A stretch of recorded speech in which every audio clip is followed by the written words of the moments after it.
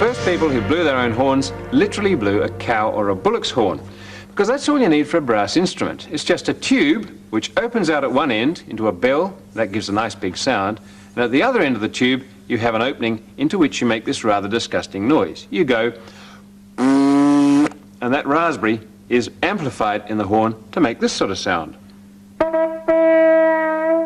Well, this of course is an improvement on the horn. It's a coaching horn made out of brass and copper. It was used to announce the arrival of the stagecoach. A very good signalling device, but an awkward thing to handle. Hard to know where to put it in the stagecoach, and if somebody knocked the end, they could take your teeth out. So it was found to be much better to wind it into a circle like that. The same length, but a much handier instrument, and you could play it just as well. And being handy, you could carry it around on a horse, and it was a hunting horn. And indeed, being a good signalling device, it became a battle horn or a bugle.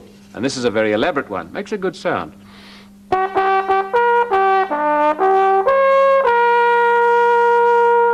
But elaborate as it is, it's still got those ingredients that all bugles have. A mouthpiece there, a long tube, and finally, at the other end, a big bell to throw the sound out. And that's all you need, and you can make them very easily at home with nothing more elaborate than a bit of hose pipe and some odds and ends. Now, before you go cutting up the garden hose, you'd better ask, because often people cut bits off when they're repairing hoses, and it's the offcuts you need. You don't need much. In fact, you only need 130 centimetres to make a B-flat bugle, and that's the usual kind. Well, I've measured that off. It really isn't much more than this. I made a little mark. Let me chop it through with this knife. And that, out of ordinary garden hose, is the perfect ingredient for a bugle. Doesn't look like much, but it's going to make a reasonable bugle sound. Well, of course, we still need those two other things, the mouthpiece at one end and the bell at the other. And for the bell, you use a funnel, just an ordinary plastic funnel. Now, most won't fit into a hose like that. You have to widen that up to ram the funnel in. And you do that by heating it up. And the best way of doing that, of course, and the safest way, is with hot water. So get a kettle going, plunge the end of the hose into that hot water for a while. You may be lucky enough to ram the funnel straight into that softened plastic, but if you find you can't, get something like a stick or a spike or indeed long-nosed pliers and shove that in first. That'll expand the plastic, and as it cools, it'll cool in a sort of widened form, and then when you take the pliers out, you should be able to put the funnel in quickly without losing the shape of the hose. Here it goes. Take out the pliers, and while it's still wide, shove the funnel in. And there we are. That's the bell of the bugle. We're 2/3 of the way there. Notice, though, that that's added a certain amount of length. It's added the length of the funnel that sticks out there. So we have to chop that length off the other end of the hose. Measure it up against there. That's the length we have to lose, otherwise it'll be out of tune. And we just cut that off very easily here. Right. All we need to do is to shove the mouthpiece in. Now, fortunately, when you come to mouthpieces, hardware's now stacked all sorts of things in the hosing department.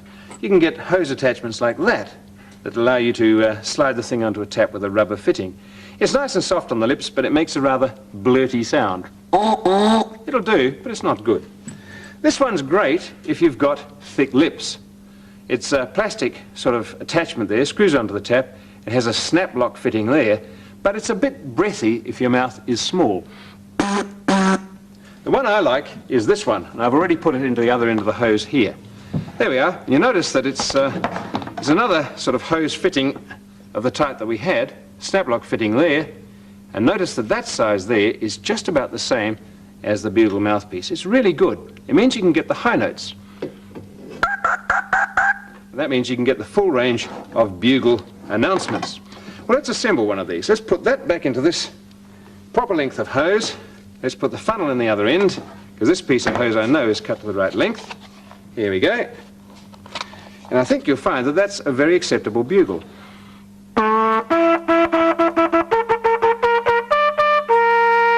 And of course, just like the other ones, we can coil them up to make them a bit more transportable.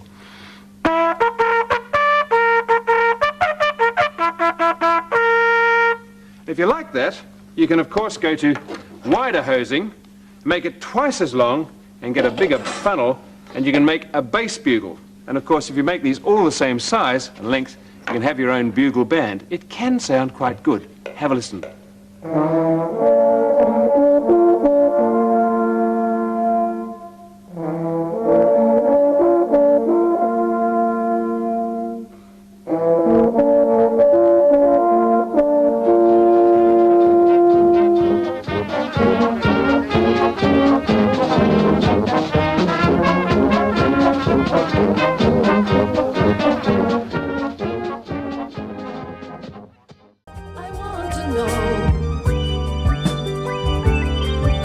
Hosepipe